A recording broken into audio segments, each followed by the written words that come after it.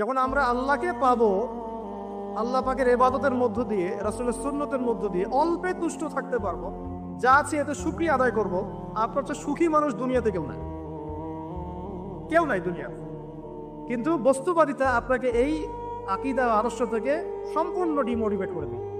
আপনাকে খালি চাই চাই আরো চাই, ওই যে দু হাতে যা পাও হাত পেতে নাও, বাকির খাতা শূন্য থাকে। আর আমাদের দর্শন দু হাতে যা পাও হাত পেতে নাও না, বরং দুনিয়াতে যতটুকু পাও এতটুকুতে সন্তুষ্ট থাকো, বাকির খাতা শূন্য থাক না, বাকির খাতা পূর্ণ হোক।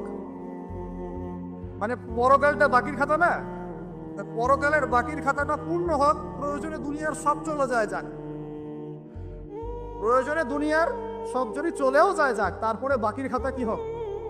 পূর্ণ হোক। এটাই আল্লাহ রাব্বুল আলামিন সূরা আলার মধ্যে বলছেন, বাল তুসিরুনাল হায়াতাদ দুনিয়া, তোমরা এই দুনিয়ার জীবনটাকেই প্রাধান্য দিয়ে থাকো। ওয়াল আখিরাতু খায়রুন ওয়া আবকা, কিন্তু আখিরাত হচ্ছে সবচেয়ে উত্তম এবং চিরস্থায়ী। প্রিয় ভাই এবং বোনেরা যারা আমার জন্য শুনছেন, আজকে আমাদের প্রথম সবক হওয়া উচিত দুনিয়ার নেশায় আমরা না পড়ি। আল্লাহ পাক আমাদেরকে তৌফিক দান। এর মানে এই না আমরা দুনিয়ার প্রোগ্রেসে যাব না, অবশ্যই যাব, আমরা অবশ্যই যাব। পুরো নেশন জাতিগতভাবেই আমাদেরকে এই ওয়ার্ল্ডের সমকক্ষ তো হতে হবে, হবে কি না? আমরা কি ওয়ার্ল্ডের সমকক্ষ হতে পেরেছি? আপনাদের কি মনে হয় যে মিলস, ইন্ডাস্ট্রিজ, ফ্যাক্টরিজ, সেতু, ফ্লাইওভার এইগুলো করলেই মনে হয় যে ওয়ার্ল্ডের সমকক্ষ হওয়া যায়? প্রত্যেক জনগণ ভিতর থেকে সুখী কিনা, তাদের অন্ন, বস্ত্র, চিকিৎসা, শিক্ষা, বাসস্থান, এই যে মৌলিক চাহিদা, বেকারত্ব ঘোচানো, তিন বেলা খেয়ে পরে বাঁচা, জীবনের অধিকার, জীবনের অধিকার, সিকিউরিটি, এই জিনিসগুলো আমাদের নিশ্চিত হচ্ছে কিনা, এটা হচ্ছে আপনার উন্নতির মানদণ্ড। উন্নতির মানদণ্ড কি? আমরা এখন যেখানে আছি না, 1776 সালে অ্যাডাম স্মিথ তার চেয়ে আগের জায়গায় ছিল। 1776 সালে অ্যাডাম স্মিথ একটা বই লিখেছেন, তার নাম হচ্ছে যে দ্য ওয়েলথ অফ নেশন, এই কিভাবে একটা রাষ্ট্রের ওয়েলথ ফাংশন করে।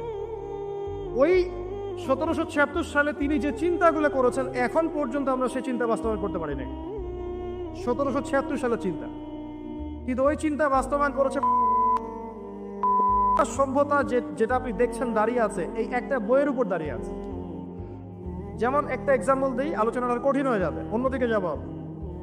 আমরা মনে করি যে অর্থনীতি আমরা নিয়ন্ত্রণ করব, ঠিক আছে, অর্থনীতির পুরো বিষয়গুলো আমরা নিয়ন্ত্রণ করে আমরা সমৃদ্ধি নিয়ে আসবো। আসলে বিষয়টা কি জানেন? অর্থনীতির নিজের একটা ফ্লো আছে, ও নিজেই নিজেকে নিয়ন্ত্রণ করে, এবং তার উপর একটা ইনভিজিবল হ্যান্ড থাকে, অদৃশ্য হাত, যেটা আমরা বলি আল্লাহ রাব্বুল আলামিন। আল্লাহ রাব্বুল আলামিন এই পুরো অর্থনীতিকে নিয়ন্ত্রণ করে। আমরা যখন সেটাকে ইন্টারফেয়ার করতে যাব, তখন ইকোনমি কলাপস করে যাবে। এই যে করছে কলাপস। আরো ব্যাপার আছে, শুধু ব্যবসা, অর্থনীতি, এক্সপোর্ট ইম্পোর্ট, এগুলোকে তিনি জাতির মানদণ্ড বলতেন না। তিনি বলতেন যতক্ষণ পর্যন্ত জাতির প্রত্যেক ব্যক্তির মধ্যে এথিক্স না আসবে, নীতি যতক্ষণ পর্যন্ত না আসবে, আপনি করাপশন থামাতে পারবেন। তাই হয়েছে না? শুধু ব্যবসা না, আদর্শ কতটুকু আছে? এই যে আপনি দেখছেন বিভিন্ন জায়গায় ভেজাল খাবার খাওয়াচ্ছে, ওদেরকে টাকার অভাব আছে? ওদের টাকার কিন্তু অভাব নাই। নেম ফ্রেমের কোনো ঘাটতি আছে? এস্টাবলিশড বিজনেস, তাহলে কেন আপনাকে ভেজাল খাওয়াবো? কারণ তার মধ্যে এথিক্স নাই, নীতি নাই। এই জন্য জাতির প্রত্যেক সদস্যকে, মানে প্রত্যেক জনগণের প্রত্যেককেই আগে নীতিগত শিক্ষা দেওয়া উচিত। আর এই কাজটাই করে ইসলাম, বলে সুবহানাল্লাহ। এই এথিক্স এবং নীতি শেখায় কে? ইসলাম। ইসলামের চেয়ে সার্বজনীনভাবে এবং যুগোপযোগীভাবে কেউই এথিক্স শেখাতে পারবে না। কাগজে কলমে অনেকে অনেক কথা বলতে পারে, প্র্যাকটিক্যালি শেখাবে কে? ইসলাম। এখন বলতে পারেন তাহলে মুসলিমদের মধ্যে দুর্নীতি কেন, মুসলিমদের মধ্যে কেন এই সমস্যাগুলো হয়? উত্তর একটাই, ওই যে স্যার বলে গেলেন, আমি বিভিন্ন ওয়াজে যে এক এক জায়গায় এক এক কথা বলে। উত্তরটা কি? উত্তরটা হচ্ছে যে কুরআন এবং সুন্নাহর সঠিক যে শিক্ষাটা আছে, এই শিক্ষাটা আমরা অনেকেই বাস্তবায়ন করতে পারছি না। এটা আমাদের ব্যর্থতা। এটা কাদের ব্যর্থতা? এটা আমাদের ব্যর্থতা। এখানে আমাদের ব্যক্তির স্বার্থ থাকতে পারে, এখানে আমার জ্ঞানের স্বল্পতা থাকতে পারে, আমার ভিতরে অহংকার থাকতে পারে, বা আমি অল্প শিক্ষিত হতে পারি, এবং এমন হতে পারে আমার জ্ঞানটা যুগোপযোগী না। ইসলামিক জ্ঞান আমার মধ্যে আছে, কিন্তু কিভাবে এই জ্ঞান দিয়ে ওয়ার্ল্ডকে ডিল করবো এই জ্ঞানটা আমার মধ্যে নাই। এই কারণে আমরা হয়তোবা ইসলাম, কোরআন সুন্নাহ হাতে থাকার পরেও এই সমস্যাগুলো ফেস করছি। প্রথম সমস্যা হচ্ছে বস্তুবাদিতা। আল্লাহ পাক আমাদের সবাইকে যারা আলোচনা শুনছি দুনিয়ার প্রেমিক হওয়া থেকে বাঁচাক বলি। আর দুনিয়ার প্রেমিক না, প্রেমিক হবো কার? আল্লাহর আখিরাতে। কতটুকু দাম আছে দুনিয়া? আল্লাহ পাক বলছেন একটা মাছির পাখার সমানও না। একটা মাছির পাখার কি দাম আছে আপনার কাছে? আল্লাহ পাক বলছেন পুরো দুনিয়ার দাম আমার কাছে যদি একটা মাছির পাখার সমান হতো তাহলে এই দুনিয়াতে কোনো কাফের মুশরিক পানি পান করতে পারত না। তার মানে এই দুনিয়াতে যা করো করো, আমার তো কোনো দামই নাই দুনিয়া। কালকেই তো আমি দুনিয়া ধ্বংস করবো। আর ওই যে দুই জাতির কথা বললাম, জিন এবং মানব জাতি, আপনারা সূরা আর রহমান পড়বেন। রহমান নামটা অনেক ব্যাপক দয়াময়ের নাম, তার মানে আল্লাহ পাক মার্সিফুল, মোস্ট মার্সিফুল। কিন্তু এই সূরা আর রহমানে একটা ভয়ঙ্কর আয়াত আছে, কি? সানাফরুগু লাকুম আইয়ুহাস সাকলান। হে মানুষ এবং জিন, হে মানুষ এবং জিন, শীঘ্রই আমি তোমাদের দুইটা জাতিকে ডিল করার জন্য ফারেক হচ্ছি, অপেক্ষা করতে থাক। মানে আল্লাহ পাক কুল্লু ইয়াউমিন হুয়া ফি শাআন, মানে আল্লাহ পাক কি করেন? সব সময় তার কাজে ব্যস্ত আছে। মহাবিশ্বের তো গ্রহ নক্ষত্র গ্যালাক্সির অভাব নাই, মাখলুকের কোনো অভাব নাই। আল্লাহ পাক প্রত্যেকটা মুহূর্তেই তার কাজে ব্যস্ত আছে, তার কাজে শানে ব্যস্ত আছে। কিন্তু এই ব্যস্ততা থেকে ফারেক হবেন কাদের জন্য? মানুষ আর জিনের জন্য। সুবহানাল্লাহ, মানুষ আর জিনের জন্য। আল্লাহ পাক বলেন সানাফরুগু লাকুম আইয়ুহাস সাকলান। দাঁড়াও, দুনিয়ার মধ্যে এইসব করে বেড়াচ্ছ, তোমাদের দুই জাতির জন্য আমি অচিরে ফারেক হব ইনশাআল্লাহ। ওইটাই হলো কিয়ামতের দিন। যদি ওই দিনটা আমরা মাথায় রেখে চলি, ইনশাআল্লাহ আমরা কেউ বস্তুবাদী হব না ইনশাআল্লাহ। আল্লাহ পাক আমাদের সবাইকে দুনিয়ায় মুসাফিরের মতো থাকার তৌফিক দান। আমরা উন্নতি করব, অবশ্যই অগ্রগতি করব, আমরা সবকিছুই করব, কিন্তু দুনিয়ার পূজায় ডুবে যাব না। এটা একটা বড় চ্যালেঞ্জ। মানে মধ্যমপন্থী থাকতে হবে, না একদম গোলালু মার্কা আর না চরমপন্থী, মাঝামাঝি থাকার চেষ্টা করতে হবে। আল্লাহ তৌফিক দান করবেন। ঢাকাবাসীর জন্য এর চেয়ে বড় কোনো নসিহত হতে পারে না। ঢাকা থেকে, ঢাকার মতো যত মানে সিটিজ, মেগা সিটিজ আছে সারা ওয়ার্ল্ডে, তাদের জন্য এটাই প্রথম নসিহত, বস্তুবাদিতা ত্যাগ করতে হবে। বস্তুবাদিতা। আল্লাহ পাক আমাদের সবাইকে বাকির খাতা পূর্ণ করার তৌফিক দান। এখন একটা লক্ষ্য পেলাম, কি জন্য দুনিয়া এসেছি? আল্লাহর ইবাদত করার জন্য। এখন অনেকে ভুল বুঝে প্রশ্ন করতে পারে, তাদের জ্ঞানের স্বল্পতা। আমি ওদেরকে দোষারোপ করব না, কারণ আমাদের শিক্ষার সমস্যা আছে। আমরা তো সবার মাঝে ইসলামিক সার্বজনীন শিক্ষা দিতে পারছি না।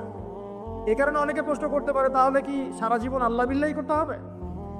আমি কি সারা জীবন তাসবিহ তাহলিল জিকির আজকার নামাজি পড়ে বেড়াবো? তাহলে এটা হলো তার ভুল বুঝ। এই আয়াত সম্পর্কে ভুল ব্যাখ্যা। সঠিক ব্যাখ্যাটা কি? সঠিক ব্যাখ্যা হচ্ছে সূরা হাশরের 7 নম্বর আয়াত। কত নম্বর?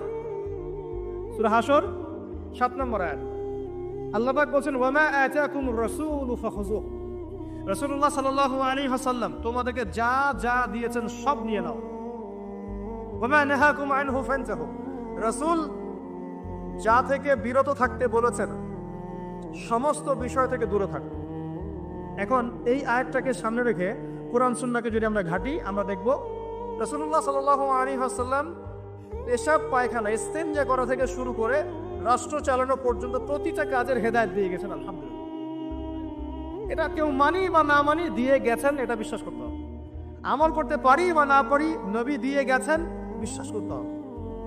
দলিল চাচ্ছেন, আপনি সহিহ বুখারী খোলেন, মুসলিম খোলেন, তিরমিজি, নাসাই, আবু দাউদ এগুলো খোলেন, দেখবেন আপনি ইস্তেঞ্জা করবেন কিভাবে, বসবেন কিভাবে, ঢোকার সময় কোন পা দিয়ে ঢুকবেন, বের হওয়ার সময় কোন পা দিয়ে বের হবেন, ইস্তেঞ্জা করার সময় কথা বলতে পারবেন কিনা, কতটুকু বলতে পারবেন, গোসল কেমন করে করবেন, ওযু কিভাবে করবেন, আপনি আগে কি পা থেকে শুরু করবেন নাকি হাত থেকে শুরু করবেন, কিভাবে নামাজ পড়বেন, আগে গিয়ে কি সাজদা করবেন নাকি ইকামত হবে, আজান হবে, আল্লাহু আকবার তাকবীর দিবেন, কিভাবে নামাজ শেষে বের হয়ে আপনি ব্যবসায় চলে যাবেন, কিভাবে আপনি ব্যবসা করবেন, কিভাবে চাকরি বাকরি করবেন, সমাজের মানুষের সাথে মেলামেশা করবেন, মানুষকে দিনের দাওয়াত দিবেন, ইভেন কিভাবে আপনাকে যদি আল্লাহ ক্ষমতা দেন আপনি কিভাবে সোসাইটি মেনটেন করবেন, সমাজ এবং রাষ্ট্র মেনটেন করবেন, প্রতিটা হেদায়েত খুঁটিনাটি কোরআন এবং সুন্নাহ দিয়েছে আমাদেরকে। এই বিশ্বাস আগে রাখতে হবে। এই বিশ্বাস না রাখলে কেউ মুসলিম হতে পারবে না। I am very sorry to say, এই বিশ্বাস না করলে কেউ মুসলিম হতে পারবে। আগে বিশ্বাস, তারপরে কাজ করতে পারেন কিনা সেটা পরের ইস্যু। এবং আমি বলে দিচ্ছি, এই যুগে আপনি 100% পারবেন না। সিম্পল, এই যুগে আপনি 100% পারবেন না, এটা স্বাভাবিক। কারণ এই পুরো বিশ্বটা তো ইসলামাইজড না। পুরো বিশ্ব কি ইসলামাইজড? বরং পুরো বিশ্বটা কুফরের উপর আছে। কিসের উপর আছে? পুরো ওয়ার্ল্ডটাই কুফরের উপর আছে, পুরো ওয়ার্ল্ডটাই। একটা এক্সাম্পল দিয়ে আমি প্রমাণ করতে পারি, একটা এক্সাম্পল খালি। আল্লাহ পাক বলছে সূরা মুলক, রাতের বেলা পড়তে হয় না সূরা মুলক? রাতের বেলা সূরা মুলক পড়তে হয়, যে পড়বে তার কবরের আযাব হবে না ইনশাআল্লাহ। কবরের আযাব থেকে আল্লাহ পাক তাকে বাঁচাবেন ইনশাআল্লাহ। সূরা মুলক তেলাওয়াত করতে হবে রাতের বেলা। এই সূরার প্রথম আয়াতে আল্লাহ বলেছেন তাবারাকাল্লাযী, বরকতময় সেই আল্লাহ, বিয়াদিহিল মুলক, যার হাতে পুরো মহাবিশ্বের ক্ষমতা। কার ক্ষমতা? তাবারাকাল্লাযী বিয়াদিহিল মুলক, বরকতময় সেই আল্লাহ যার হাতে পুরো মহাবিশ্বের ক্ষমতা, সার্বভৌমত্ব। ক্ষমতার বাংলা কি বলতে পারি আমরা? এটাকে ইংরেজিতে আপনারা কি বলেন? আপনারা বলেন সভারেন্টি। কি বলেন? সভারেন্টি বিলংস টু আল্লাহ। এখানে সভারেন্টি বিলংস টু কি? আল্লাহ। কিন্তু এই পুরো বিশ্বের সার্বভৌমত্বের মালিক কি এখন আল্লাহ বাকি আছে? মানুষ নিজের হাতে নিয়ে নিয়েছে। কথা বুঝতে পারছেন না? পুরো বিশ্বে আল্লাহর সার্বভৌমত্ব চলে এখন, মানুষের সার্বভৌমত্ব চলে এখন। তো পুরো ওয়ার্ল্ডটাই কুফরের উপর আছে না? বিশ্বটাই কুফর।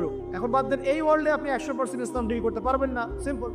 কিন্তু আগে বিশ্বাস করেন যে একদম টয়লেট থেকে শুরু করে আসমান পর্যন্ত সবকিছুই হেদায়েত কোথায় আছে, কোরআন সুন্নাহ আছে কি নাই? এখন মানতে পারি না, সেটা আলাদা ইস্যু।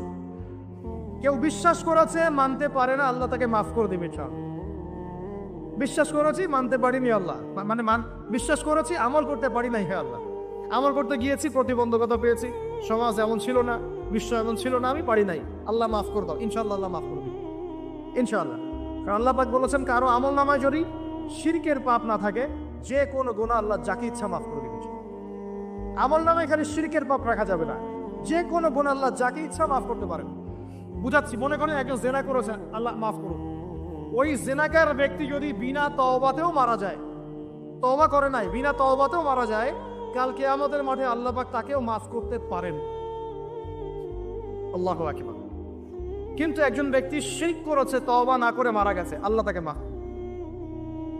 এখন শিরকের পাপ ছাড়া যে কোনো পাপ আল্লাহ মাফ করবেন ইনশাআল্লাহ। সো আগে আকীদা পোষণ করি যে হ্যাঁ, কোরআন সুন্নাহর সবকিছুর সমাধান আছে আলহামদুলিল্লাহ। এখন আমি আমল করতে গিয়ে হয়তো পারছি না। এখন আমার বিশ্বাস চলমান বিশ্বের সাথে সাংঘর্ষিক হচ্ছে, এবং এই বিশ্বাসকে দমিয়ে দেওয়ার জন্য কি করা হচ্ছে? এই বস্তুবাদিতার মতো আদর্শগুলো আপনার সামনে তোলা হচ্ছে। এখানে উত্তরটা কি? এখানে উত্তরটা হচ্ছে, দেখুন, ইবাদত মানে শুধুমাত্র নামাজ, রোজা, হজ, যাকাত নয়। ইবাদত মানে শুধুমাত্র নামাজ, রোজা, হজ, যাকাত নয়, বরং আমার জীবনের প্রতিটা সেক্টরই ইবাদত বলে কাউন্ট হবে যদি আমি সেই কাজটাকে নবীর সুন্নাত অনুযায়ী করতে পারি। আমার কথা কি বুঝতে পারছেন? এই হলো ব্যাখ্যা, ওয়া মা খালাকতুল জিন্না ওয়াল ইনসা ইল্লা লিয়াবুদুন। আমি জিন আর মানুষকে শুধু আমার ইবাদত করার জন্যই সৃষ্টি করেছি। আপনার ইস্তেনজা করাটা ইবাদত। সুবহানাল্লাহ। আমার ইস্তেনজা করা কার প্রয়োজন? আমার না ইসলামের, না আল্লাহ পাকের? নাউজুবিল্লাহ। ইস্তেনজা কার জন্য করি? আমার প্রয়োজন। আমাকে এখন ইস্তেনজা করতে হবে, কষ্ট দিচ্ছে আমাকে। খাবার খাবেন, কার জন্য খাচ্ছেন? আমার জন্য নয় কি? আমার জন্য। আপনি ব্যবসা করছেন, কার জন্য? আমার জন্য, আমার স্ত্রী সন্তান, আমার পরিবারের জন্য। আপনি সমাজ চালাচ্ছেন কার জন্য? আপনার জনগণের জন্য। এখানে স্বার্থ কার? মানুষের না আল্লাহ?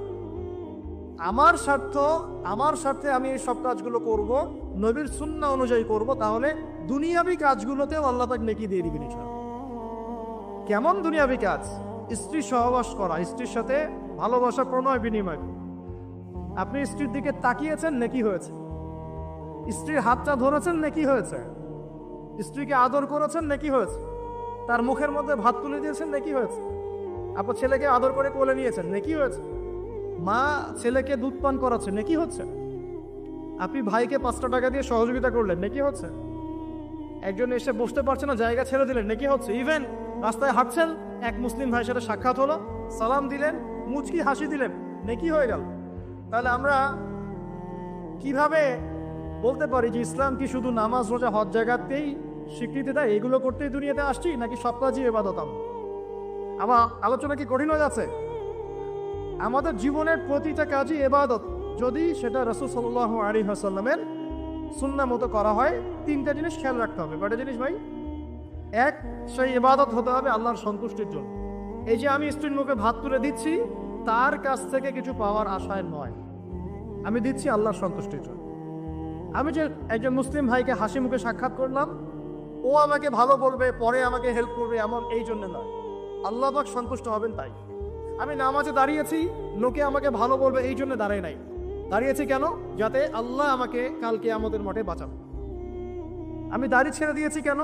মানুষ আমাকে হুজুর বলবে তাই, এই জন্য না, বরং আল্লাহর রাসূলের সুন্নাত জীবিত করেছি, ইনশাআল্লাহ আমি 50 জন শহীদ সাহাবের নেকি পাবো ইনশাআল্লাহ। কেন আমি টাকনুর নিচে কাপড় পরছি না? কারণ কি মানুষ আমাকে বলবে নতুন ফ্যাশন? না, আমি এই কারণে পড়ছি যাতে রাসূল সাল্লাল্লাহু আলাইহি ওয়াসাল্লাম কালকে আমাদের মাঠে এই সুন্নাহর উপর আমল করার জন্য আমার পক্ষে সুপারিশ করেন। আমার ইবাদত, আমার পর্দা, আমার পরিবার, আমার ব্যবসা, আমার অর্থনীতি, আমার পলিটিক্স সবকিছু আল্লাহর জন্য করব, এই একটা হলো মূলনীতি ইবাদত কবুল হওয়ার। 1 2 সেই আমলটা হতে হবে রাসূলের সুন্নাহ মোতাবেক, অন্য কোনো পদ্ধতিতে নয়। মনে করেন আমি একজন খুব বড় বুজুর্গ হয়ে গেছি, নাউজুবিল্লাহ, আমরা এত বড় বুজুর্গ হয়ে যাই নাই, যে টাইটেলগুলো আপনারা দেন এগুলোর কোনো প্রয়োজন নাই। এখন একজন বড় বুজুর্গ এসে যদি আপনাকে কোনো ইবাদতের পদ্ধতি শিখিয়ে দেয়, এই পদ্ধতিতে ইবাদত করা অনেক ভালো হবে, কিন্তু ওই পদ্ধতির সাথে রাসূলের এবং সাহাবীদের পদ্ধতির কোনো মিল নাই। মুখরোচক মনে হলো, দেখতে সুন্দর মনে হলো, এবং অনেক মানুষ তা করছে, এরকম দলিল থাকলেও সেই কাজটা করা যাবে। কারণ কি? কারণ সেই কাজটা রাসূল সাল্লাল্লাহু আলাইহি ওয়াসাল্লামের সুন্নাহ মাফিক হয়নি। আল্লাহ রাসূল করেন নাই, সাহাবীরা করেন নাই, বাস আমি করব না। ইমামরাও করেন নাই, পরবর্তী জেনারেশনের কেউই করেন নাই। এখন যত ভালো টাটকা মজা লাগুক, দেখতে সুন্দর লাগুক, বহু মানুষ করছে, এইসব দলিলে ইসলাম টিকবে না। আল্লাহ পাক বোঝার তৌফিক রাখ। 1 নম্বর শর্ত আল্লাহর সন্তুষ্টির জন্য হতে হবে। 2 নম্বর রাসূলের পদ্ধতিতে হতে হবে। 3 নম্বর খুব ডিফিকাল্ট, 3 নম্বরটা বেশি ডিফিকাল্ট। প্রথম 2টা পার হয়ে গেলেও 3 নম্বরে গিয়ে আমরা আটকে যাচ্ছি। আর বলবো, রাগটা করবেন না তো। 3 নম্বর হচ্ছে রিজিক হালাল হতে হবে। রিজিক হালাল হতে হবে। আদলে গড়া এই পুরো বিশ্বের বেশিরভাগ মানুষের রিজিক এখন হারাম। কেন হারাম? কারণ কোনো না কোনো ভাবে আমরা সুদের সাথে সম্পৃক্ত হয়ে যাচ্ছি, কোনো না কোনো ভাবে।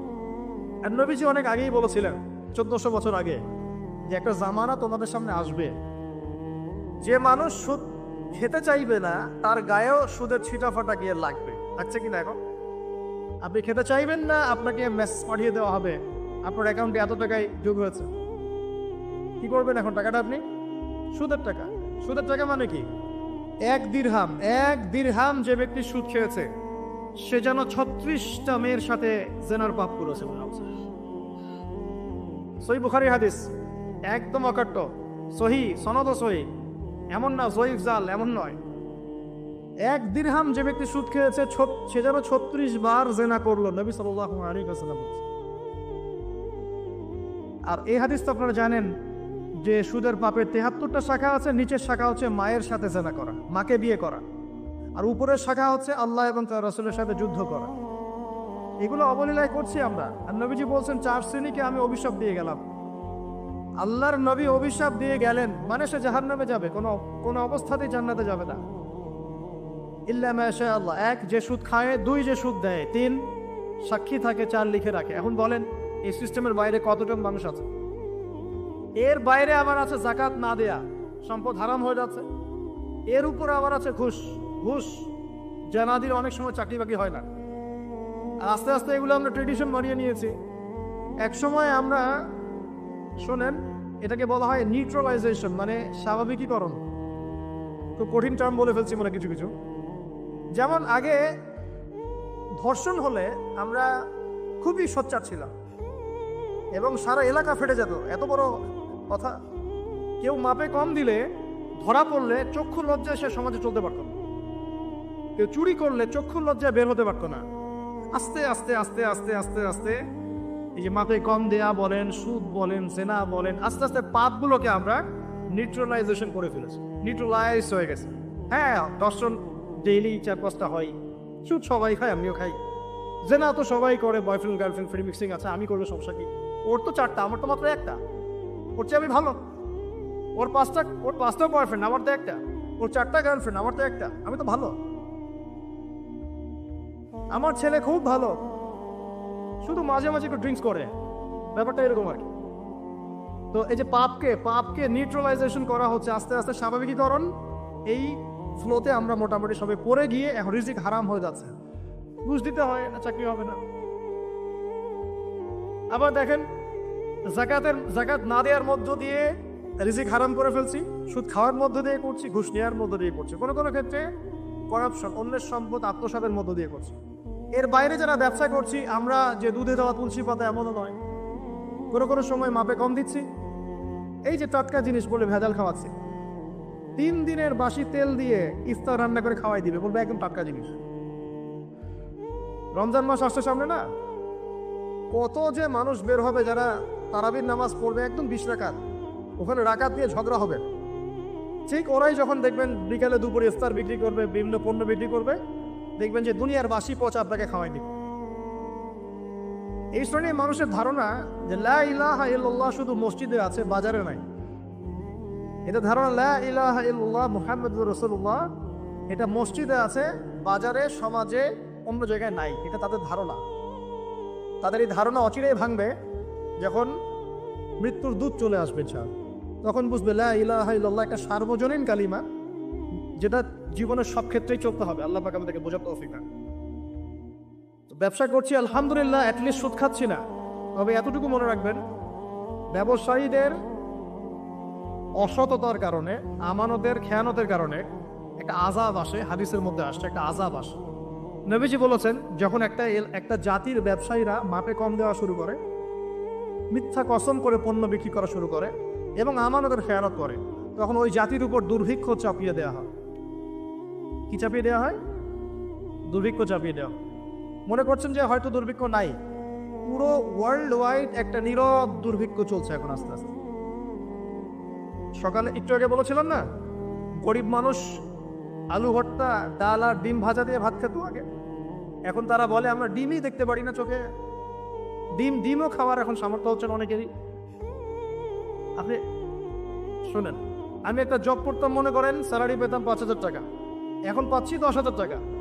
কিন্তু 10,000 টাকা স্যালারি পাওয়ার পরেও আগে 5,000 টাকা দিয়ে আমি সংসার চালাতে পারতাম, এখন 10,000 টাকা দিয়ে পাচ্ছি না। কারণ কি?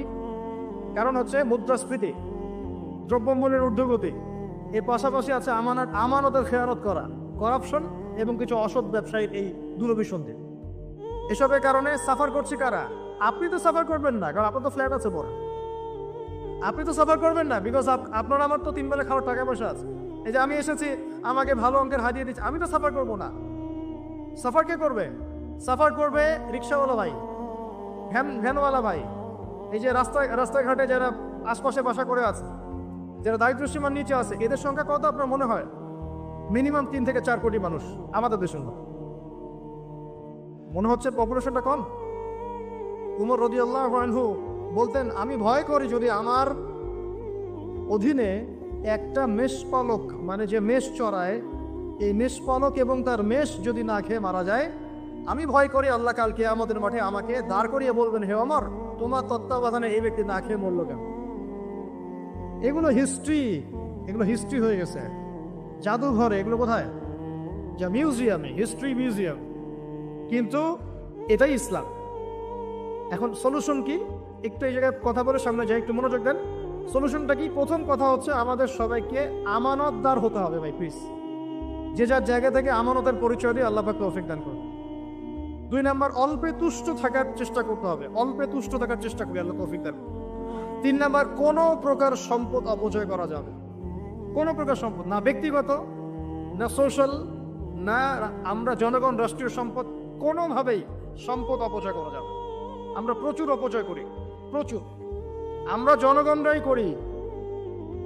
আমরা কি দুধে দেওয়া তুলসী পাতা মনে করছেন নাকি? জনগণ দুধে দেওয়া তুলসী পাতা মনে করছেন?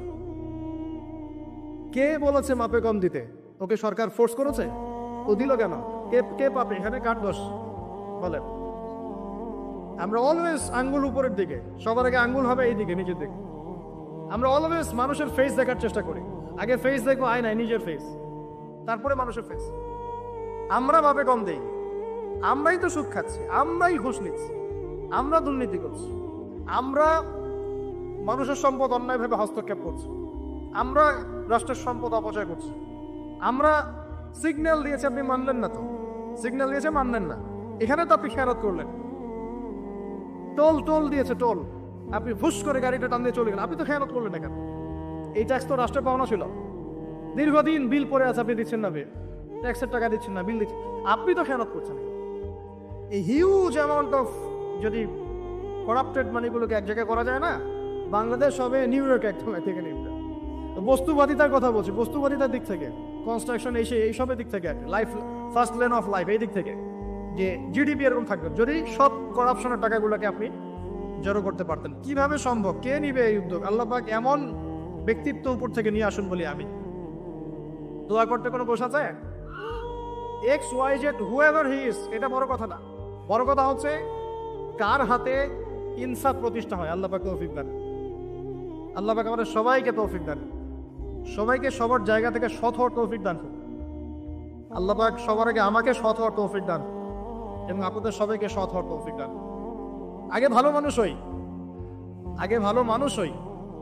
আমি আমাদের মাদ্রাসার স্কুলের টিচারদেরকে আগে বুঝাই, এটা ছাত্রদেরকে এই পুঁথিগত বিদ্যা পরে শিখান, আগে শিখান তারা কিভাবে ভালো মানুষ হয়, ওদেরকে মোরালিটি শিখান, এথিক্স শিখান। বই পুস্তকে ডিগ্রি সার্টিফিকেট অর্জন করে আমি কি করব যদি আমি ভিতর থেকে মানুষ হতে না পারি? অনেক ডিগ্রি আছে আমার, কিন্তু আমি তো হিংসা করি মানুষকে, আমি আত্ম অহংকারে ভোগী, আমি অন্যের উন্নতি দেখতে পারি না, আমি মিথ্যা বলছি, প্রতারণা করছি, তাহলে আমি তো ভিতর থেকে পুঁথিগত বিদ্যায় দক্ষ হয়ে আল্লাহর কাছে পার পাবো না। পাবো? আল্লাহ পাক আমাদের সবাইকে ভিতর থেকে ভালো হওয়ার তৌফিক দান করুন বলি আমি। এটা করতে হলে প্রথম ট্র্যাক যেটা বললাম ভাই, দুনিয়ার নেশায় ডুবে যাওয়া যাবে না। দুনিয়াকে আমরা মনে করব দুনিয়া আমার প্রয়োজন, যতটুকু আমার হয়ে যায় সন্তুষ্ট থাকে। আমরা অল্পতে তুষ্ট থাকার মানসিকতা লালন করে আল্লাহ পাক তৌফিক দান করুন। এরপর দুনিয়ায় আসার উদ্দেশ্যটা মাথায় রাখবো, এসেছে কি করতে? আল্লাহর ইবাদত করতে। আর এই প্রশ্নের উত্তর আমরা বের করে নিয়ে আসলাম। ইবাদত মানে শুধু নামাজ, রোজা, হজ, যাকাত নয়। ইবাদত মানে আমার জীবনের প্রতিটা কাজই ইবাদত। 3 শর্ত পূরণ করতে হবে। 1, আল্লাহর জন্য হতে হবে। 2, রাসূলের সুন্নাহ মাফিক হতে হবে। 3, আমাদের উপার্জনটা হালাল হতে হবে। এই হালাল এই কথা বলতে গিয়ে জেগে এসেছিলাম যে এই বিশ্বে হালাল খাওয়াটা খুব টাফ, কিন্তু অসম্ভব না। এখানে এই আয়াতের উপর আমল করলেই ইনশাআল্লাহ আল্লাহ মাফ করে দিবেন। সেটা হলো ফাত্তাকুল্লাহা মাসতাতা'তুম, ফাত্তাকুল্লাহা মাসতাতা'তুম। আল্লাহ পাক বলেছেন তোমরা সাধ্য মতো আল্লাহকে ভয় করো, তোমরা সাধ্য মতো ভয় করো। আমি বেঁচে থাকার চেষ্টা করি, আল্লাহ ওই চেষ্টাটাই দেখবেন ইনশাআল্লাহ। 3টা জিনিস আমি আপনাদের মধ্যে ঢুকিয়ে দিতে চাই আজকের লেকচারে, যেটা আমি নিজের মধ্যে নিয়ে চলি যেদিন থেকে ইসলামের বুঝ এসেছে ওই দিন থেকে। 1, স্বপ্ন। কি স্বপ্ন? আপনি স্বপ্ন দেখতে শেখেন, ড্রিম বিগ। আপনি বড় স্বপ্ন দেখতে শেখেন। স্বপ্ন দেখেন যে ইনশাআল্লাহ একদিন পুরো বাংলাদেশ কেন পুরো বিশ্বে ইসলামের জয় জয়গার হবে ইনশাআল্লাহ। কথিত ইসলাম না, প্রকৃত ইসলাম ইনশাআল্লাহ। কথিত আর প্রকৃত ইসলাম কিন্তু এক না। কথিত ইসলাম মানে ইসলামের নামে ধর্ম ব্যবসাও আছে, ইসলামের নামে মাজার পূজা আছে, ইসলামের নামে অনেক ভণ্ডামি আছে, আচ্ছা না? ইসলামের নামে অনেক কিছু চলে যেগুলো আসলে ইসলামের সাথে সম্পর্কিত না। মানুষ করছে, মানুষ ইসলাম মনে করে। আমরা কথিত ইসলামের কথা বলছি না, প্রকৃত ইসলামের কথা বলছি। কোন ইসলাম? যে ইসলাম রাসূল সাল্লাল্লাহু আলাইহি ওয়াসাল্লামের যুগে ছিল, সেই ইসলাম। যে ইসলাম আবু বকর সিদ্দিকের যুগে ছিল, যে ইসলাম উমর ইবনুল খাত্তাবের যুগে ছিল, যে ইসলাম ওসমান আলী রাদিয়াল্লাহু আনহুমা তাদের যুগে ছিল, যে ইসলাম আদম থেকে নিয়ে মুহাম্মদ সাল্লাল্লাহু আলাইহি ওয়াসাল্লাম পর্যন্ত 1,24,000 নবী রাসূল আল্লাহর জমিনে প্রতিষ্ঠা করে গেছেন, ওই ইসলামের কথা বলছি। বড় স্বপ্ন দেখেন ইনশাআল্লাহ। এই স্বপ্নে আমিও একটা ভূমিকা রাখবো ইনশাআল্লাহ। এই স্বপ্নটা নিজের মধ্যে সেট করে, তাহলে আপনার মধ্য দিয়েও ইসলাম একটা খেদমত পাবে ইনশাআল্লাহ। সবাই লেকচারার হবে না, কেউ হয়তো বই লিখবে, কেউ হয়তো ইসলামের জন্য গাইবে, ইসলামের জন্য কবিতা লিখবে, ইসলামের জন্য ইকোনমিক কোনো প্রজেক্ট লঞ্চ করবে, ইসলামের জন্য পলিটিক্যাল সেকশনে দুর্নীতি কমাই দেবে, ইসলামের জন্য হয়তো কেউ কনস্ট্রাকশনাল রেভলিউশনের কাজ করবে, ইসলামের জন্য নেশনকে এগিয়ে নিবে। এমনকি ইসলামের জন্য স্বপ্নের সাথে সাথে লক্ষ্য স্থির করতে হবে। লক্ষ্যটা কি? এই লক্ষ্য নিয়ে কথা বলতেই শুরু করেছে। লক্ষ্যটা হবে পরকাল। লক্ষ্যটা কি? লক্ষ্য একটাই, জান্নাত। লক্ষ্য কি? জান্নাত। এই লক্ষ্যে কাজ করতে গিয়ে যদি আল্লাহর পথে আপনাকে গালি খেতে হয়, সমালোচনা শুনতে হয়, আপনার শারীরিক, মানসিক, অর্থনৈতিক নির্যাতন সহ্য করতে হয়, দেখবেন আপনি মন থেকে সুকুন, শান্তি ফিল করছেন। এই পথে যদি হোঁচট খেয়ে পড়েও যান, শান্তি লাগবে, ভালো লাগবে। আমি আল্লাহর জন্য করেছি, আল্লাহ আমাকে এটার আজর দিবেন। মানুষ আমাকে অনেক ভালো বলছে, এর মানে এই নয় যে আমি জান্নাত পেয়ে গেছি। আবার মানুষ আমাকে ছিছি করছে, এর মানে এই নয় যে আমি জাহান্নামে চলে গেছি। প্রকৃত ভালো আর মন্দের মানদণ্ড আল্লাহ ফিক্স করবেন ইনশাআল্লাহ কাল কিয়ামতের মাঠে। ফামান যুহজিহা আনিন নার ওয়া উদখিলাল জান্নাতা ফাকাদ ফাজ। ওই দিন আল্লাহ পাক যাদেরকে জাহান্নামের আগুন থেকে বাঁচাবেন, জান্নাতে ঢোকাবেন, একমাত্র তারাই সফল, আর কেউ সফল নয়। আমি বলি এই আয়াত হচ্ছে, দিস আয়াত is the definition of success. এই আয়াত হচ্ছে সাফল্যের সংজ্ঞা। এই যে সাফল্য বলি আমরা, বাবা তোমাকে সফল হতে হবে, মা তোমাকে সফল হতে হবে, হ্যাঁ, what is the definition of success? আপনারা কি মনে করেন সাফল্যের সংজ্ঞা কি? দিস আয়াত, এই আয়াত সূরা আলে ইমরান দ্য ভার্স নাম্বার 185, 185 নম্বর আয়াত সূরা আলে ইমরান। এই আয়াতটা হচ্ছে দ্য ডেফিনেশন অফ সাকসেস, সাফল্যের সংজ্ঞা। ফামান যুহজিহা আনিন নার ওয়া উদখিলাল জান্নাতা ফাকাদ ফাজ। যাকে জাহান্নামের আগুন থেকে কাল কিয়ামতের মাঠে বাঁচানো হবে এবং জান্নাতে ঢুকিয়ে দেওয়া হবে, বাস সে ব্যক্তি সফল, আর কেউ সফল। এই বিশ্বে বহু বড় বড় মানুষ চলে গেছে, ফিরআউন এবং নমরুদ, আবু জেহেল, আবু লাহাব, উতবা, সাইবা, হ্যাঁ, মঙ্গলরা চলে গেছে, আলেকজান্ডার দ্য গ্রেটের আমল ছিল, হ্যাঁ, কত বড় বড় হিস্ট্রি, রোমকরা ছিল, গ্রিকরা ছিল, পার্সিয়ানরা ছিল না? সভ্যতা করেছেন তো এগুলো, হিস্ট্রিগুলো। চাইনিজদের সভ্যতা ছিল, রাশিয়ান কন্টিনেন্ট ছিল, কত বড় বড় সভ্যতা পৃথিবী থেকে চলে গেছে। এগুলো তো আমরা জানি। আর যেগুলো কুরআন বলেছে, নূহের জাতি, আদ, সামুদ, মাদিয়ান, কওমে লূত, কত জাতি পৃথিবী থেকে চলে গেছে। আমরা তো শেষের দিকে আছি। মানে আমাদের আর কিয়ামতের মাঝখানে ডিস্টেন্স হচ্ছে আসর থেকে মাগরিব পর্যন্ত সময়। এই উম্মত এবং কিয়ামতের মাঝখানে ডিস্টেন্স হচ্ছে আসরের নামাজ থেকে মাগরিব পর্যন্ত সময়। নবীজি বলছেন এরকম, এই আঙ্গুল থেকে এই আঙ্গুল যেমন দূরত্ব, আমার আর কিয়ামতের মাঝখানে এতটুকু দূরত্ব। তো হিস্ট্রি তো শেষ, আমরা শেষের দিকে আছি। শেষের দিকে আসবে ইয়াজুজ মাজুজ, ঈসা ইবনে মারইয়াম, আস্তে আস্তে ইসলামী খেলাফা স্টোর হবে, মানুষ আবার খারাপ হবে, ওদের সামনে কিয়ামত হবে। That's all. পশ্চিম দিক থেকে সূর্য উঠবে, এগুলো বাকি আছে। আর ভূমিকম্প, কিছু ভূমিকম্পের বছর, বড় বড় কিছু প্রাকৃতিক বিপর্যয় বাকি আছে। এখন হিস্ট্রি ঘেটে দেখেন, এরা তো চলে গেছে হিস্ট্রি থেকে। এই ব্যক্তিত্বরা কেউই সফল হবে না যদি কাল কিয়ামতের মাঠে জাহান্নাম থেকে বাঁচতে না পারে। বলেন এই বিশ্বের সবচেয়ে বড় নেতার নাম কি? আপনার কি মত বলে দেখি। না, আমি ওই সেন্সে বলছি না। এখনকার বিশ্বের সবচেয়ে বড় পরাশক্তির নেতাকে বলেন।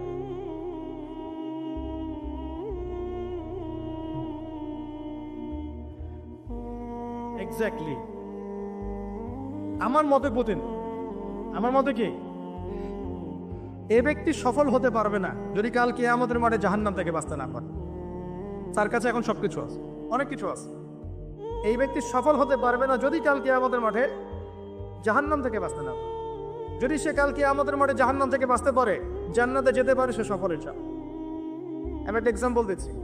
রাসূল সাল্লাল্লাহু আলাইহি ওয়াসাল্লাম বলেছেন, সবচেয়ে সুখী মানুষটাকে, পৃথিবীর সবচেয়ে সুখী মানুষটাকে কাল কিয়ামতের মাঠে আল্লাহ পাক এক মুহূর্ত সময়ের জন্য জাহান্নামে ডুবায়। কতটুকু সময়? এক মুহূর্ত। আল্লাহ পাক জানেন কতটুকু সময়। এরপর তাকে বের করে বলবেন, দুনিয়াতে সুখে ছিলা? সে বলবে, আল্লাহ সুখ কি জিনিস আমি জানি না, সুখ কাকে বলে আমি জানি না, সুখ কি আমি সেটা জানি। আল্লাহ সুখ কাকে বলে আমি সেটা জানি। আর এই পৃথিবীর সবচাইতে নির্যাতিত, নিপীড়িত এবং দুঃখ ক্লেশে ভরা মানুষটাকে আল্লাহ পাক এই এক মুহূর্তের জন্য জান্নাতে ঢুকে দিয়ে বের করে নিয়ে আসবে। বলবেন যে দুনিয়াতে দুঃখে ছিল, কষ্টে ছিল। এই ব্যক্তি বলবে, আল্লাহ কষ্ট কি জিনিস আমি জানি, কষ্ট কাকে বলে আমি কষ্টের সংজ্ঞাই জানি না। এই ব্যক্তির তাকদিরে কি হবে পরে? এই ব্যক্তি জান্নাতের ওই আরাফ নামক জায়গায় দাঁড়িয়ে থাকবে, চেহারাটা ঘুরিয়ে দেওয়া হবে জাহান্নামীদের দিকে। সে বলবে যে আল্লাহ চেহারাটা খালি আমাকে জান্নাতের দিকে ঘুরাই দাও, আমি জান্নাতে যেতে চাচ্ছি না, খালি চেহারাটা ঘুরাই দাও, বাস এনাফ। আল্লাহ বলুন আর কিছু চাবো না? তো না, আর কিছু চাবো না। ঠিক আছে, চেহারা ঘুরাই দিও। এবার চেহারা জান্নাতের দিকে ঘুরে আসে, জান্নাতের ঘ্রাণ, জান্নাতের নেয়ামতের স্নিগ্ধতা সব পাচ্ছে সে। এবার বলছে আল্লাহ শুধু দরজার কাছে নিয়ে যেয়ে রেখে দাও, ঢুকতে চাবো না।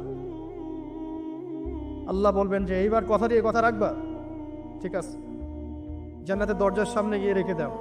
ও বেচারা দরজা ধরে দাঁড়ায় আছে, চিন্তা করবে, ও ভাববে, ওই সময় সে ভাববে, হাদিসে এত স্পেসিফিকলি আসছে, সে ভাববে যে আর কিভাবে আল্লাহকে বলবো, আল্লাহ তো এতদূর পর্যন্ত নিয়ে আসলেন। এরপর বলবে যে জাস্ট একটু উকি দিব, আল্লাহ খালি একটু উকি দিতে, ঢোকানোর দরকার না, খালি উকি দিব। আল্লাহ পাক বলবেন, দেখো আদম সন্তান, তোমরা কিন্তু কথা খুব কম রাখো। আদম সন্তান, তোমরা কথা দিয়ে কথা রাখতে পারো। ওই যে আদম আলাইহিস সালামকে বলা হয়েছিল না, ওয়ালা তাকরাবা হাযিহি শাজারা, তোমরা গাছের কাছে যেও না, তাও তারা গাছের কাছে চলে গেলেন। তোমরা কথা দিয়ে কথা রাখো না। এবার উকি দিয়ে সে বলবে, আল্লাহ এতদূর যখন নিয়ে আসছো, আল্লাহ আমাকে আর এখান থেকে দূরে ঠেলে দিও না, আমাকে ঢুকাই দাও আল্লাহ জান্নাতে। আল্লাহ বা তাকে জান্নাতে ঢুকাই দিবেন এবং এই দুনিয়ার চাইতে 10 গুণ বড় জান্নাত তাকে দিবেন ইনশাআল্লাহ। তাহলে আমরা বুঝতে পারলাম যে দুনিয়ার বাস্তবতা কি আর আসল প্রকৃত সাফল্য কাকে বলে। আরেকটা কথা বলি, এক ব্যক্তিকে জাহান্নামের শাস্তি দেওয়া হবে বছরের পর বছর, অনেক বছর, অনেক বছর। কত বছর আল্লাহ ভালো জানেন, কারণ জাহান্নামের উপর থেকে ছেড়ে দেওয়ার পরে জাহান্নামের তলায় গিয়ে পৌঁছাতেই মানে কত হাজার হাজার বছর পার হয়ে যাবে মানুষ জানে না। এত গভীর জাহান্নাম, এত গভীর। আমরা তো এখন নাসাকে ইলাহ বানিয়ে নিয়েছি, নাসা যা বলে তাই বিশ্বাস করি। ও বলে মঙ্গলে পানি আছে, আমরা বলি হ্যাঁ পানি আছে। ও বলে চাঁদে এই আছে, আমরা বলি হ্যাঁ সেই আছে। নাসা যদি এখন বলে জাহান্নাম নামে একটা জায়গা আছে, কালকে দেখবেন সব মানুষ বিশ্বাস করছে জাহান্নাম নামে একটা জায়গা আছে। এটা হলো যে সায়েন্সকে আমরা এখন উপাস্য বানাচ্ছি, এটা একটা শিখ, আধুনিক শিখ। আধুনিক আরো শিখ আছে, আল্লাহর হালালকে হারাম করা, আল্লাহর হারামকে হালাল করে দেওয়া। ওইদিকে আমি যাচ্ছি না। এখন পড়তে পড়তে পড়তে একটা জায়গায় তাকে দাঁড় করিয়ে দেওয়া হবে, আযাব দেওয়া হবে, আযাব দেওয়া হবে, আযাব দেওয়া হবে। এক পর্যায়ে সে চিৎকার করতে থাকবে, ইয়া মান্নান ইয়া হান্নান, ইয়া মান্নান ইয়া হান্নান। এভাবে চিৎকার করতে করতে, এগুলো আল্লাহ পাকের নাম। এগুলো কি আল্লাহ পাকের নাম। আল্লাহ পাক বলবেন, দেখো জাহান্নামের অতল গভীরে কোন আমার বান্দা আমাকে ডাকছে, কি হাজত পান নিয়ে আসো। ওকে জিজ্ঞাসা করা হবে কি প্রয়োজন। সে শাস্তির অভিযোগ করবে, শাস্তির অভিযোগ করে তাকে বলবে যে আমার এই শাস্তি আমি সহ্য করতে পারছি না, আল্লাহ আমাকে এইটা দাও সেইটা দাও, আমাকে, আমি যেখানে থাকি সে থাকার জায়গাটা ভালো না, আমি যেখানে বসি বসার জায়গা ভালো না, এরকম অনেক কথা বলতে থাকবে। আল্লাহ পাক তখন তার গুনাহগুলোকে স্মরণ করাবেন, মানে তার এই অবস্থা কেন হলো এটা স্মরণ করো। এবার সে ব্যক্তি পিছনে ফিরে, তাকে আবার পাঠিয়ে দেওয়া হবে, যাও পিছনে ফিরে যাও।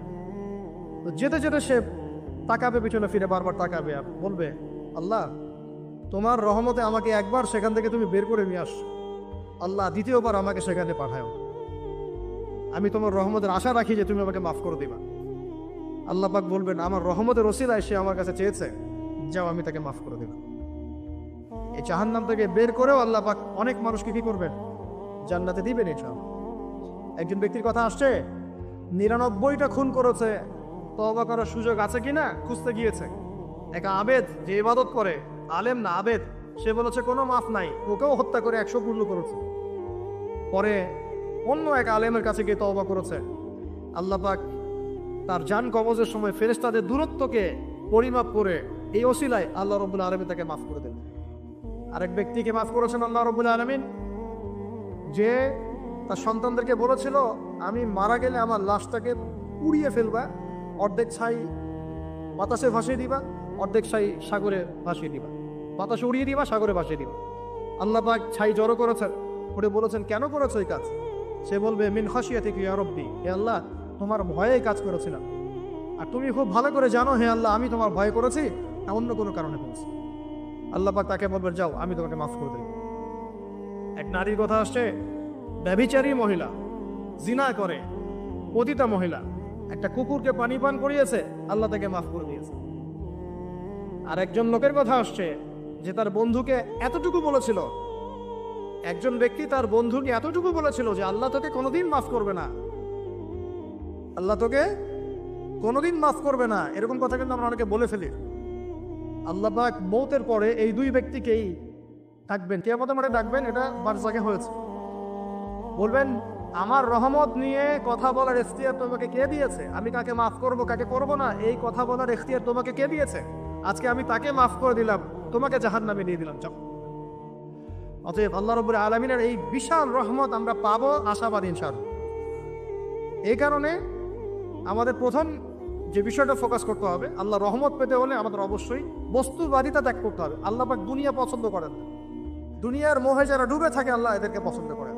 দুনিয়া প্রয়োজন, যতটুকু আমার দরকার আমি করব, যতটুকু প্রয়োজন নাই এই বিষয়টা আমি পেতেই হবে, চাই চাই আরো চাই, হ্যাঁ দু হাতে চাপাও হাত পেতে নাও, ঋণ করে হি খাও, এইসব দর্শনের ধার ধারবো না আমরা ইনশাআল্লাহ। আমাদের দুনিয়া চলে গেলে যাক, বাকির খাতা পূর্ণ হোক ইনশাআল্লাহ। আর এই দুনিয়াতে এসেছি আল্লাহর ইবাদত করার জন্য। শিখলাম, জানলাম, বুঝলাম ইবাদত মানে শুধুমাত্র নামাজ, রোজা, হজ, যাকাত নয়। এগুলো অবশ্যই ইবাদত, কিন্তু এগুলোই ইবাদত নয়, বরং আমাদের জীবনের প্রতিটা কাজই ইবাদত।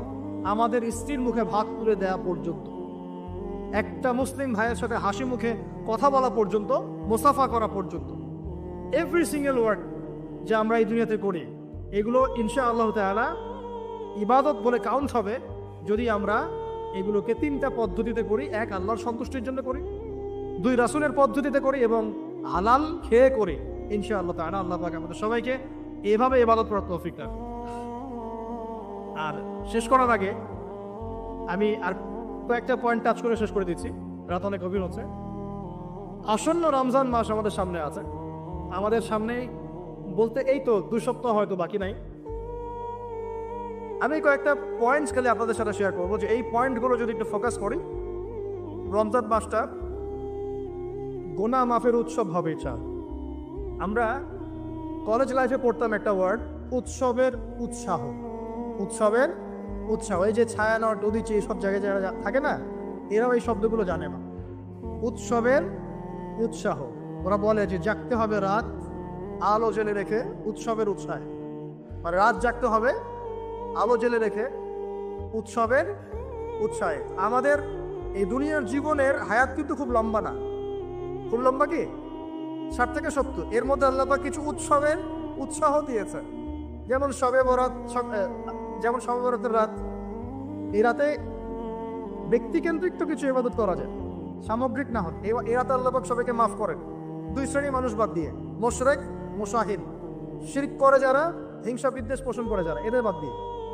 শাবান মাস বেশি বেশি নবী রোজা রাখতেন।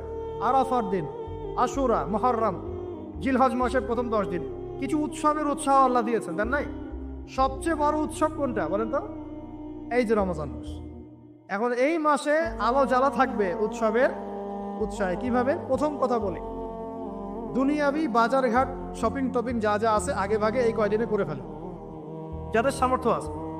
যাদের সামর্থ্য নাই তারা, আমি বলেছি, প্রজেক্ট করতে হবে, সোশ্যাল প্রজেক্ট। আমরা সামর্থ্যবানদের টাকাগুলোকে কিছু সৎ মানুষ কালেক্ট করবেন, করে যাদের সামর্থ্য নাই তাদের ঘরে মাসের বাজার পৌঁছে দিন। করা যাবে না ইনশাল্লাহ? আমরা যারা এসব জায়গায় থাকি আমরা মনে করি সোসাইটির সবাই এমন। সোসাইটির সবাই এমন নয়। অনেক মানুষের সাথে খেয়ে পরে থাকতে পারে না, সবাই আমাদের মতো খায় না। আমরা 10টা আইটেম নিয়ে বসে খেতে, অনেকে আলু ভর্তা জোটে না, আছে না? আমরা আমাদের যাকাত, আমাদের ওশর, আমাদের ফিতরা, আমাদের সাদাকাতুল ফিতর, আমাদের সাদাকা এবং ইফতারের প্রজেক্টগুলোকে সুন্দর করে প্যাকিং করে 1 মাসের বাজার করে দেওয়ার ক্ষমতা আমাদের নাই। একজন করে পরিবারের দায়িত্ব নেওয়ার ক্ষমতা আমাদের নাই। আপনি একটা নেন, আপনি একটা নেন, আপনি একটা নেন, আপনি 2টা নেন, আপনি 5টা নেন। দেখবেন ইনশাআল্লাহ তাআলা যখন আমরা খাবার ভাগাভাগি করে খাবো, ইনশাআল্লাহ সমাজে দারিদ্রতা কমে যাবে ইনশাআল্লাহ। কি উন্নতি, কি সবার মধ্যে সম্প্রীতি ছড়িয়ে দেওয়া উন্নতি, সবার মধ্যে এই যে ভালোবাসা ছড়িয়ে দেওয়াটা কিন্তু সমাজের উন্নতি। উন্নতি মানে আমরা আসলে কি বুঝি? খালি কনস্ট্রাকশন নির্মাণ করার উন্নতি? সবার মধ্যে সম্প্রীতি ছড়িয়ে দেওয়াটা উন্নতি। ইভেন এই প্রজেক্টে আপনি অমুসলিম ভাইকেও শরিক করতে পারেন। হ্যাঁ, যাকাতের অর্থ অমুসলিমকেও দেয়া যায়, তার অন্তর ইসলামের দিকে আকর্ষিত হবে ইনশাআল্লাহ। এই মুসলিমরা আমাকে সহযোগিতা করেছে, তার আমাদের রিলিজিয়নের প্রতি তার একটা সফট কর্নার তৈরি হবে ইনশাআল্লাহ। এগুলো করা বন্ধ করেছে বলেই তো অন্যরা এগুলো কাজ করছে। আর নীরবে আস্তে আস্তে বাংলাদেশে বহু মানুষ বিধর্মী হয়ে যাচ্ছে, কিন্তু খবর রাখেন না। আল্লাহ পাক আমাদেরকে বোঝার তৌফিক দান করুন। আগে রমজানের প্রিপারেশন নেন, এটা গেল একটা পারিবারিক ইকোনমিক প্রিপারেশন। আধ্যাত্মিক প্রিপারেশন কি? হুট করে রমজান মাসে গিয়ে সব ইবাদত একসাথে ধরা যায় না। এই কারণে এখন থেকেই নামাজ, তেলাওয়াত, তাফসীর পড়া, একটু তাহাজ্জুদ, চাষতের নামাজ, ইশরাকের নামাজ, জিকির আজগার, এগুলো একটু ধরার চেষ্টা করি, যাতে রমজান মাসে গিয়েই আমি একদম যেন মোমেন্টামটা যেন ধরতে পারি ইনশাআল্লাহ। আল্লাহ পাক তৌফিক দান। 3 নাম্বার হচ্ছে অপচয় করবো না রমজান মাসে। অনেকদিন বলছি 5টা খেজুরে যদি ইফতার হয়ে যায়, 6 নাম্বার খেজুর আপনার খাওয়ার দরকার নাই, আপনি দান করে দেন। দুটো জামা দিয়ে ঈদ হয়ে যাচ্ছে, 4টা জামা কেনার দরকার নাই, বাকি 2টো দান করে দেন। আপনার পরিবারের জন্য যদি 30 কেজি চাল যথেষ্ট হয়, 40 কেজি কেনার দরকার নাই, বাকিটা দান করে দেন। বহু মানুষ রমজান মাসে ইফতার করবে, ইফতার করে আল্লাহর কাছে বদদুয়া করবে, দেখে নিয়ে বলবে যে আল্লাহ আমি ইফতার করার খাবারটুকু পাচ্ছি না। পুরো বিশ্বের ইকোনমিক অবস্থা কিন্তু সুবিধার না। আস্তে আস্তে আমাদের এগুলো বুঝতে হবে। আল্লাহ আমাদেরকে শুধু কোরআন তেলাওয়াত করলেই তো হবে না, এগুলো অর্থ তো বুঝতে হবে। কোরআন হাদিস দিয়ে বিশ্বটাকে তো রিল করতে হবে, হবে কি না? আল্লাহ তৌফিক এনায়েত করুন। অপচয় না করি। আর রমজান মাস আসার আগেই আল্লাহর ওয়াস্তে সবার ঘরে ঘরে কোরআন এবং কোরআনের তাফসীর কেনা চাই। এই রমজান মাস আমরা কোরআন পড়ে শেষ করে দেবো ইনশাআল্লাহ। রমজান মাসের সবচেয়ে ইম্পর্টেন্ট জিনিসটা কি বলেন তো? কোরআন নাজিল হওয়া। শাহরু রমাদানাল্লাযী উনজিলা ফীহিল কুরআন। রমজান সেই মাস যে মাসে কি নাজিল হয়েছে? কোরআন। অতএব সবচেয়ে ইম্পর্টেন্ট পার্ট রমজানের কোরআন। যারা কোরআন তেলাওয়াত করতে জানি না, পড়া শিখবো, রাজি আছি ইনশাআল্লাহ? রমজান মাসের পুরো 30 দিন আমরা কোরআন তেলাওয়াত পড়া শিখবো ইনশাআল্লাহ। স্থানীয় ইমাম থাকতে পারেন, টিচার থাকতে পারেন, অনলাইনে শিখতে পারেন, অফলাইন কোর্স করতে পারেন, যেভাবে হোক আপনাকে শিখতে হবে। এর পাশাপাশি যারা হাফেজ এবং আমরা টুকটাক যারা আরবি বুঝি, আমাদের প্রতি নসিহত হচ্ছে রমজান মাসে 30 দিনে প্রতিদিন 1 পারা করে আমরা তাফসীর পড়বো। 30 দিন 30 পারা শেষ ইনশাআল্লাহ। পারা যাবে ইনশাআল্লাহ? রমজান মাসে আর কি কাজ করব? তারাবি সালাত জামাতে পড়ার চেষ্টা করব। আর যে তারাবি জামাতে পড়বে সে 5 ওয়াক্ত নামাজ তো অবশ্যই জামাতে পড়তে হবে। জামাত যদি কোনো কারণে মিস হয়ে যায়, নামাজ বাদ। একাকি হলেও নামাজ পড়তে হবে। হ্যাঁ, যদি দেখেন জামাতে তারাবি পড়তে পারছেন না, ফ্যামিলিকে নিয়ে প্রয়োজনে তারাবি পড়ে, ফ্যামিলি মেম্বারদেরকে নিয়ে আপনি তারাবি পড়েন। আপনি পুরো কোরআনের হাফেজ না, 1 পারা জানেন, 1 পারা দিয়ে পড়েন। আপনি 20টা সূরা জানেন, একটা সূরা বারবার রিপিট করে করে পড়েন। নামাজটাকে ধীরস্থিরভাবে লম্বা করেন, রাসূলুল্লাহ সাল্লাল্লাহু আলাইহি ওয়াসাল্লামের মতো তিনি লম্বা করে ধীরস্থিরভাবে রমজান মাসে কিয়াম করতেন। আল্লাহ আমাদের তৌফিক দান। আর যাকাত যাদের ফরজ হয়েছে রমজান মাসে অবশ্যই যাকাতগুলো দিয়ে দিব ইনশাআল্লাহ। যাকাত নিয়ে ডিফারেন্ট লেকচার আসবে ইনশাআল্লাহ, অনলি যাকাতের উপরে। যাকাত নাই, ইসলামিক অর্থনীতির ভিত্তি থাকবে না। যাকাত প্রতিষ্ঠা না করতে পারলে চিরস্থায়ীভাবে সমাজ থেকে দারিদ্রতা দূর করা যাবে না, কোনোভাবেই যাবে না। আপনি অ্যাডাম স্মিথের বই সমাজে কায়েম করে ছেড়ে দেন, তারপরেও দেখবেন যে সমাজে দারিদ্রতা দূর হচ্ছে না 100%। যতক্ষণ পর্যন্ত মুহাম্মদ সাল্লাল্লাহু আলাইহি ওয়াসাল্লামের ছেড়ে যাওয়া এই যাকাত ভিত্তিক অর্থনীতি প্রতিষ্ঠা না করতে পারছে। আমি চ্যালেঞ্জ করলাম, অ্যাডাম স্মিথের বই দি ওয়েলথ অফ নেশন আপনি প্রতিষ্ঠা করে দেন সমাজের মধ্যে, দেখবেন যে 100% দারিদ্রতা দূর হবে না, কখনো না। মুহাম্মদ সাল্লাল্লাহু আলাইহি ওয়াসাল্লাম রেখে যাওয়া সুন্নত যাকাত চালু করে দেন, দেখবেন ইনশাআল্লাহ কেউ না খেয়ে মারা যাবে না ইনশাআল্লাহ। এটা প্র্যাকটিক্যাল। অ্যাডাম স্মিথের জন্ম হয় নাই যখন উমর রাদিয়াল্লাহু আনহু এই যে তার খেলাফত চালাতেন, তখন কি তার জন্ম হয়েছে নাকি? উমর রাদিয়াল্লাহু আনহু যুগে একটা মানুষ দেখাতে পারবেন দারিদ্র সীমা নিচে বাস করে?